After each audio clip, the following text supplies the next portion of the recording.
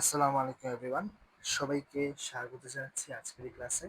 Sir আজকের এই ক্লাসে আমরা কোষ ও এর গঠন এই চ্যাপ্টারটা খুব ভালো করে শেষ করার চেষ্টা করব এবং আমাদের আজকের ক্লাসটা আমাদের মোটামুটি সিকিউ বেসড হবে। বাট এই ক্লাসটা করলে আমি এতটুকু আশা রাখতে পারি যে তোমাদের সিকিউ এর পাশাপাশি এমসিকিউটা অনেকাংশে কভার হয়ে যাবে। ঠিক আছে স্যার, তাহলে আশা করি আমরা শুরু করি আমাদের ক্লাসটা। প্রথমত কি কথা, প্রথমত এই চ্যাপ্টারটা থেকে বিগত বছরে কয়টা করে সিকিউ আসছে মনে রাখবো। এই চ্যাপ্টারটার থেকে সিকিউ আসছে আমাদের সাধারণত 1 থেকে 2টা সিকিউ আসে এই চ্যাপ্টার থেকে। ওকে, এবং এই চ্যাপ্টারের সবচাইতে ইম্পর্টেন্ট টপিকসগুলো কি কি সেগুলো আমরা একটু দেখি। এই চ্যাপ্টারের সবচাইতে ইম্পর্টেন্ট টপিকসগুলো কি কি সেগুলো আমরা একটু দেখে নিব। প্রথমত যে কোন কোন টপিকগুলো থেকে সিকিউগুলো আসে।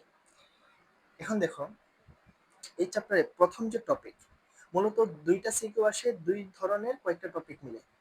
তো প্রথম যে সিকিউটা আসে সেটাতে কোষ প্রাচীর থেকে আসতে পারে। কোষ প্রাচীর, এবং এই কোষ প্রাচীর খুবই ইম্পর্টেন্ট, এবং এই কোষ প্রাচীরের গঠন এবং কাজটা বিশেষ করে খুবই খুবই ইম্পর্টেন্ট। ঠিক আছে, এবং হচ্ছে গিয়ে যে 2 নম্বরে কোষ ঝিল্লি থেকে আসে। কোষ ঝিল্লি থেকে আসে অবশ্য, তবে কোষ ঝিল্লির কোন জায়গা থেকে আসে মনে রাখবো, ফ্লুইড মোজাইক মডেল নামে একটা জিনিস আছে, ওই মডেল থেকে কোয়েশ্চেন আসে। ওই মডেলটা ব্যাখ্যা করতে হতে পারে চিত্রসহ। এবং 3 নম্বর যে কোয়েশ্চেনটা আসে সেটা হচ্ছে ক্লোরোপ্লাস্ট থেকে আসে। ক্লোরোপ্লাস্ট, এগুলো সম্পর্কে আশা করি আমাদের মোটামুটি ধারণা আছে যে জিনিসটা আসলে কি, খায় নাকি মাথায় দেয়। এটার গঠন এবং কাজ থেকে কোয়েশ্চেন আসে। যদি নাম পারো সমস্যা নেই, আজকের ক্লাসে একদম শিখে যাও। 4 নম্বর যেটা আসে সেটা হচ্ছে মাইটোকন্ড্রিয়া। এই মাইটোকন্ড্রিয়া থেকে কোয়েশ্চেন আসে, এবং এই মাইটোকন্ড্রিয়ার গঠন এবং কাজ থেকে কোয়েশ্চেন আসে। ক্লিয়ার? ওকে, আচ্ছা। তো কোষ প্রাচীর বা বিভিন্ন অঙ্গাণু যেগুলো আছে আমরা মনে রাখবো স্যার, এই সকল যে অঙ্গাণুগুলা, এই অঙ্গাণুগুলার সবগুলার গঠন এবং কাজ এগুলা থেকে কোয়েশ্চেন আসে, যত ধরনের অঙ্গাণু আছে। ঠিক আছে, আর এই চ্যাপ্টারে আমাদের ডিএনএ এবং আরএনএ সম্পর্কেও কিন্তু এটা পড়তে হবে। এই ডিএনএ আরএনএ থেকেও কোয়েশ্চেন আসে। এটা গেল প্রথম টপিক। মনে রাখবো এই 4টা টপিক থেকে সাধারণত দেখা যায় যে এই 4টা টপিক থেকে একটা সিকিউ আসে। তাহলে আরেকটা সিকিউ কোন কোন টপিক থেকে আসে সেগুলো লিখছি। 5 নম্বর টপিকটা হচ্ছে আমি যে বললাম না, ডিএনএ এবং আরএনএ সম্পর্কে আমাদেরকে পড়তে হবে। 5 নম্বর টপিকটা হচ্ছে আমাদের ডিএনএ সম্পর্কে পড়তে হয়, অর্থাৎ ডিএনএ এর গঠন থেকে কোয়েশ্চেন আসে। ডিএনএ এর গঠন থেকে আমি যদি স্পেসিফিকলি বলি, আমাদের ডাবল হেলিক্সের যে মডেলটা আছে সেখান থেকে কোয়েশ্চেন আসে। ডাবল হেলিক্স মডেল থেকে কোয়েশ্চেন আসে। 6 নম্বর যদি আমি তোমাকে বলি, মনে রাখবো ডিএনএ এবং আরএনএ এটার পার্থক্য থেকে কোয়েশ্চেন আসে, যে দুইটা ডিফারেন্সটা কি। সাধারণত সিকিউ এর খ নম্বর অর্থাৎ অনুধাবনমূলক প্রশ্নে এই পার্থক্যটা সম্পর্কে কোয়েশ্চেন আসে, তবে গ ঘতেও আসতে পারে। ডিএনএ আরএনএ এর পরবর্তী যে টাইপটা সেটা হচ্ছে এই ডিএনএ এবং আরএনএ। এই ডিএনএ আরএনএ এর যে রেপ্লিকেশন আছে, এই রেপ্লিকেশন প্রসেস এবং কিভাবে রেপ্লিকেশন হয় সেটা, এবং এই রেপ্লিকেশন ও ট্রান্সক্রিপশন থেকে কোয়েশ্চেন আসে। ঠিক আছে, ক্লিয়ার?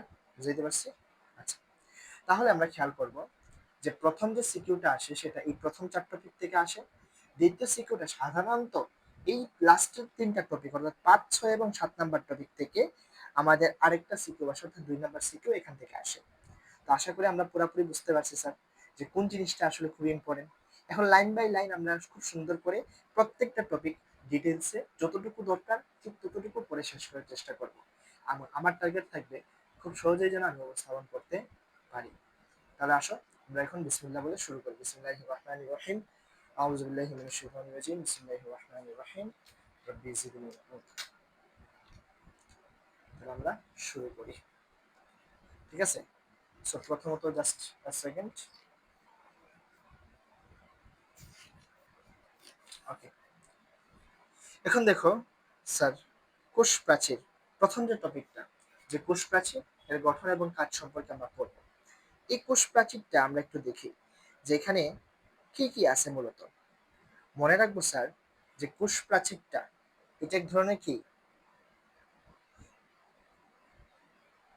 এটার চিত্র অনেকে ঝামেলা হয়। প্রথমে আমি চিত্রটা একটু দেখাই যে এই কোষ প্রাচীর চিত্র কিভাবে মনে রাখবে। এটা এক স্তর বিশিষ্ট 1 থেকে 3 মাইক্রোমিটার, মানে প্রধান যে হচ্ছে গিয়ে আমরা বলি অথবা মধ্যবর্তী সাইডে যেটা থাকে। আচ্ছা, আমি চিত্রটা আঁকাইলে আশা করি আমরা বুঝতে পারবো।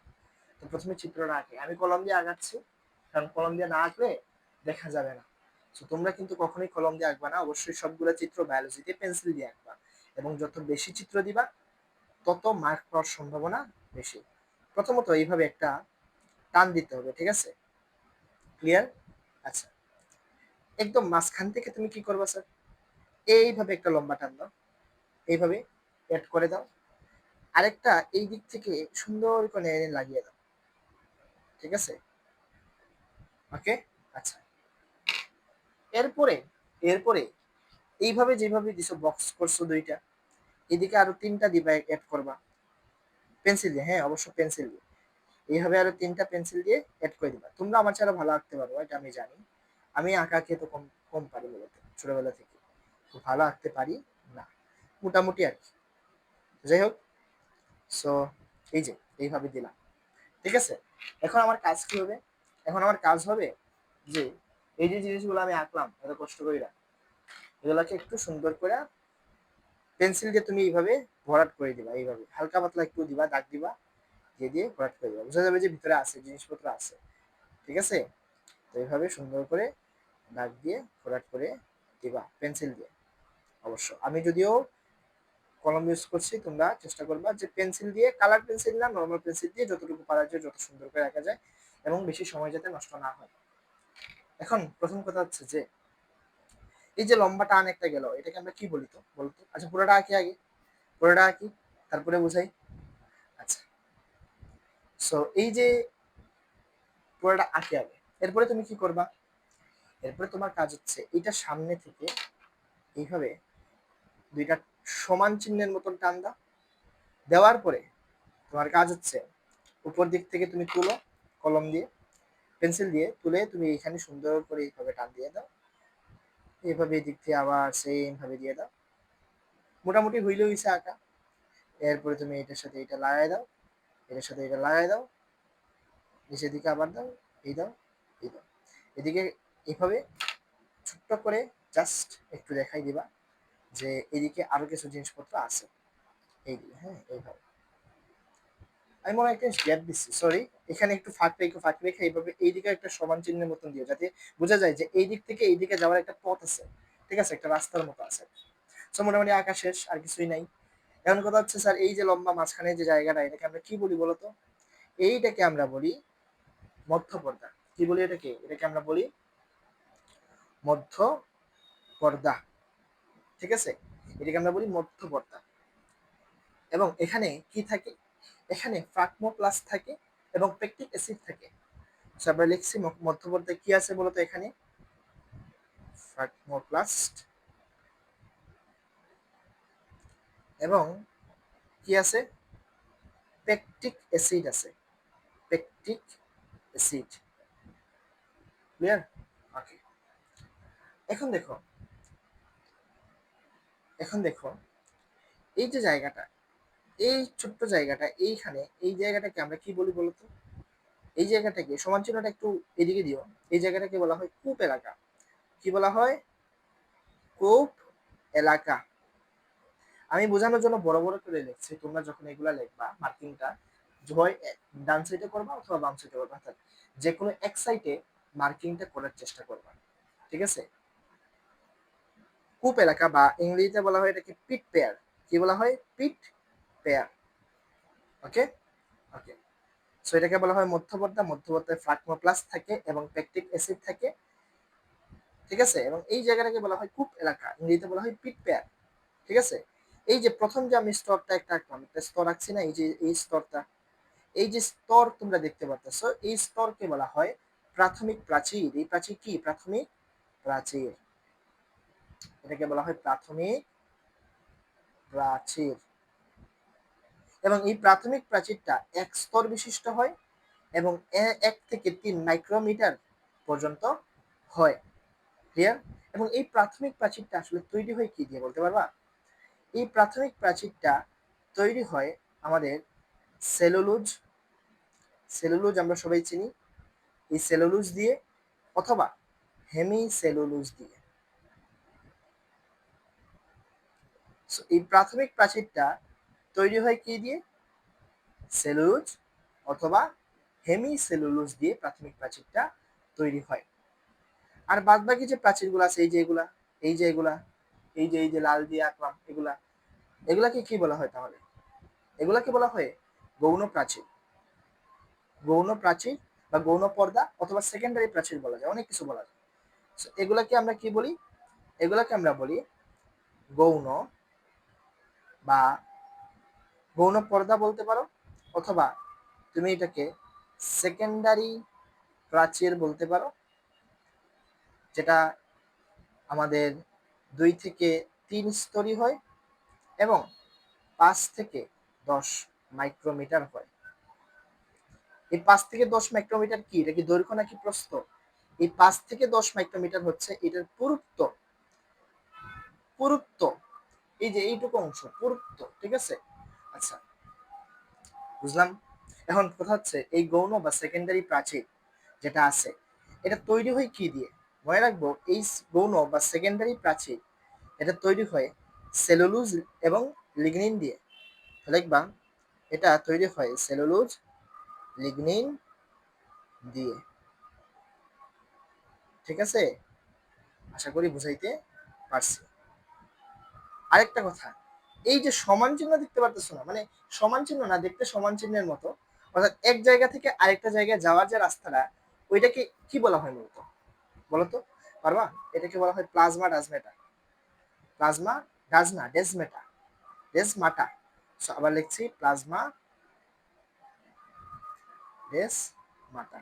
এটাকে বলা হয় প্লাজমা ডেজমাটা। ক্লিয়ার? বুঝাইতে পারছি? সো কোষ প্রাচীর এই শেষ। এইটুকু চিত্র যদি আঁকো, একদম ফুল মার্ক পাবো, 100% গ্যারান্টি যে তুমি এখানে ফুল মার্কস পাবা, এটাতে আর তোমার কোনো সমস্যা হবে না। আবার যদি একটু দেখাই যে কি কি আঁকছি, প্রথমে আমরা একবার লম্বা একটা টান দিলাম, যেটাকে আমরা বলছি মধ্যপর্দা। এই মধ্যপর্দা তৈরি হয়েছে ট্রাকমোপ্লাস্ট এবং পেকটিক অ্যাসিড দিয়ে, এবং মধ্যপর্দার উপরে, মধ্যপর্দাকে ঘিরে বিভিন্ন প্রাচীর দেখা যায়। প্রথম যে প্রাচীরটা থাকে, প্রথম দিক দিয়ে একদম মূল যে জায়গাটাতে, সেটা হয় প্রাথমিক প্রাচীর। এই যে জায়গাটা, এটাকে বলা হচ্ছে প্রাথমিক প্রাচীর, একদম মধ্যবর্তীর সাথে লেগে থাকে। এই প্রাথমিক প্রাচীরটা এক স্তর বিশিষ্ট হয়, 1 থেকে 3 মাইক্রোমিটার হয়, এবং এই প্রাথমিক প্রাচীরটা তৈরি হয় সেলুলোজ অথবা হেমি সেলুলোজ দিয়ে। ঠিক আছে? আচ্ছা, বুঝলাম। এখন এই প্রাথমিক প্রাচীরের বাইরে আরো অনেকগুলো প্রাচীর আছে, যে প্রাচীরগুলোকে বলা হয় গৌণ বা সেকেন্ডারি প্রাচীর। গৌণ পর্দা বলতে পারো অথবা সেকেন্ডারি প্রাচীর বলতে পারো। এটা 2 থেকে 3 স্তর বিশিষ্ট, এই যে 3টে স্তর দেখাইছি কিন্তু। এবং এটা পুরুত্ব হয় 5 থেকে 10 মাইক্রোমিটার। প্রাথমিক প্রাচীরের পুরুত্ব 1 থেকে 3 মাইক্রোমিটার। আর সেকেন্ডারি যে প্রাচীরগুলো আছে, এই যেগুলা লাল লাল চিহ্ন দিয়ে দেখাইলাম, এগুলা হয় 5 থেকে 10 মাইক্রোমিটার। এবং এই যে সমান চিহ্নের মতো দেখা যাচ্ছে, অর্থাৎ এক জায়গা থেকে আরেক জায়গায় যাওয়ার যে পথটা, সেটাকে আমরা বলছি plasmodesmata. Plasmodesmata, plasmodesmata. ঠিক আছে? এবং আমরা এই যে আমাদের হচ্ছে গিয়ে কি বলা হয় বলতো, এই প্লাজমা ডেজমাটা এবং আমাদের যে প্রাচীরগুলো আছে, এইগুলার মাঝখানের যে জায়গাটা, এটাকে আমরা বলছি কূপ এলাকা। এটাকে ইংলিশে বলা হয় পিট পেয়ার। কি বলা হয়? পিট পেয়ার। এতটুকু আঁকলে এবং সুন্দর করে এইভাবে একটু টান দিয়ে দেখাই দিবা, একদম শেষ। যে বুঝাইলা যে এটা কোষের ভেতরে আছে, কোষ প্রাচীর সুন্দর করে আঁকা হয়েছে। সো কোষ প্রাচীরের চিত্র অবশ্যই সবগুলা লিখতে হবে। এখন এই কোষ প্রাচীর সম্পর্কে আমাদের তো অবশ্যই লিখতে হবে যে এর কাজটা কি। হ্যাঁ, গঠনটা তো আঁকলাম না আমরা, গঠনটা সুন্দর করে দেখলাম। এখন প্রশ্ন হচ্ছে যে এই কোষ প্রাচীরের কাজটা কি, সেটা না দিলে তো ঝামেলা। সেই কোষ প্রাচীরের কাজ কি সেটা আমি একটু দেখাই দিই। প্রথমত, যে এই কোষ প্রাচীরের কাজ খুবই ইজি, খুবই ইজি, খুবই ইজি। প্রথমত হচ্ছে আমি একটু এসিটি লিখি। যে কোষ প্রাচীরের কাজটা আসলে কি। ঠিক আছে, দেখো দেখো